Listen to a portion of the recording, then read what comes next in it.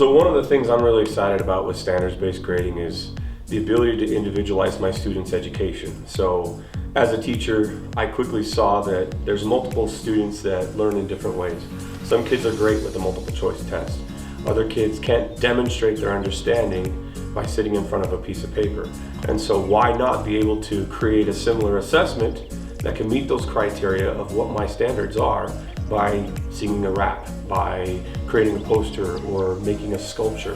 Why can't they do that? Standards-based grading kind of gives me a little bit more autonomy to do that as a teacher, to individualize it for my students' needs, to help them meet the levels that they're meant to. So they're no longer chasing points. They're no longer trying to, oh, I need to get 100%. It's, well, I get this. I understand these concepts, and now I'm ready to move on. And they can demonstrate that in multiple ways. What I like most about the standard-based grading was that it took away a lot of the anxiety from tests. It was more like while I was taking the test, if I was worried that I wasn't going to pass or do my best, I knew I could always retake it and get better and like be able to do other things that show that I learned the standard. And so it didn't really matter like when I got it, it just mattered that I got the concept. The traditional system has really, I guess, tied our hands as teachers. Now with standards-based grading, we really understand what a student is deficient in, and we can pinpoint and target how to assess and how to help that kid understand that standard. Some of the things that I really like about standards-based grading, Mastery Connect, is I like that we can now track students more in line with what they're actually being taught. Prior to standards-based grading, our goals were, they could be specific to the kid, but they may not be specific to the kid in the specific classroom that they're in. Whereas now, all of my teachers give me their GBCs, what they're going to teach, and I can then I can take what the child had as a writing goal or as a reading goal, and then tie that into the GBC that I know they're going to teach. It's very specific, and that's why I like standards-based grading Mastery Connect, because as a special education teacher, it makes it easier for me to track little Jimmy's ability and his progress as he goes throughout his school year. The standard-based grading because it took the competitiveness out of the classroom. It didn't matter what the rest of the students in the class got, as long as I reached the standard, it was good and I got the grade I needed. It didn't matter what else everyone else did.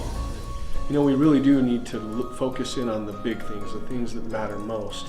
And, you know, instead of having 50 worksheets that we grade, maybe we have 10 really big things that we focus on during that quarter. That makes total sense to me, and I think that would help students to realize, all right, this is what really matters. These are the concepts that really matters.